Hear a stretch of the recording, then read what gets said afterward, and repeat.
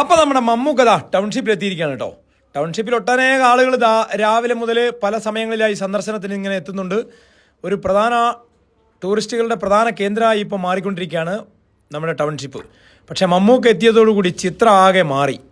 അദ്ദേഹം ഇങ്ങനെ വന്നിറങ്ങി, ആൾക്കൂട്ടമൊക്കെ ഉണ്ടായിരുന്നു. അദ്ദേഹം തന്നെ കുറേ ആൾക്കൂട്ടത്തെ നിയന്ത്രിച്ചു. പിന്നെ കൂടെ വരുന്ന ആളുകളൊക്കെ നിയന്ത്രിച്ചു. മാതൃക വീടിലൊരെണ്ണം അദ്ദേഹം കണ്ടു. അതിനുശേഷം പുറത്തിറങ്ങി. Nodal officer doctor അരുണുണ്ടായിരുന്നു.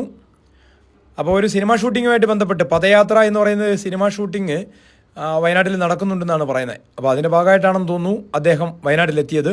ഏതായാലും ടൗൺഷിപ്പിൽ ഇന്ന് രാവിലെ എത്തി.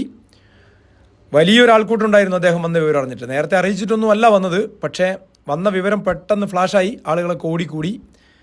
ആൾക്കൂട്ടത്തിനിടയിലൂടെ അദ്ദേഹം നടന്ന് ടൗൺഷിപ്പിൻ്റെ ഓരോ നിർമ്മാണ പ്രവർത്തനങ്ങളൊക്കെ കണ്ടു.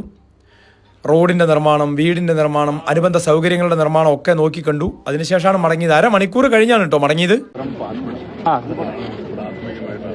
അതെ, വസ്ത്രവും പാർപ്പിടവും,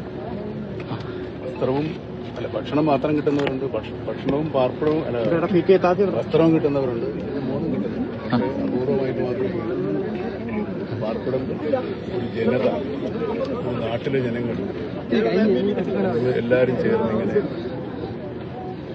നിരാശ്രയരായ ഇതൊരു ലാഭത്തെ ആളുകൾ ചൂണ്ടി സംഭാവന ചെയ്യുന്നുണ്ടാക്കി. ഇത് ജനങ്ങളുടെ, നമ്മുടെ ജനങ്ങളുടെ മനസ്സാണ് ഈ കാണുന്നത്.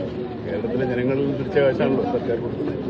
ജനങ്ങൾ ഇടത് സർക്കാരിനൊപ്പം തന്നെ നിൽക്കുമെന്നാണ് കരുതുന്നത്. ജനങ്ങൾ അല്ല, അറിയില്ല.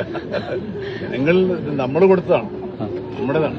കേരളത്തിന്റെ ഒരു എന്താ പറയാ, സോഷ്യൽ ക്യാപിറ്റൽ, സാമൂഹ്യ മൂലധനമാണ്. നമ്മുടെ മറ്റുള്ളവരോടുള്ള അനുതാപവും സഹതാപവും ഉണ്ടെന്നുള്ളത് കേരളത്തിനാണ് ഏറ്റവും കൂടുതൽ സോഷ്യൽ ക്യാപിറ്റൽ. അതിന്റെ ഏറ്റവും വലിയ ഉദാഹരണം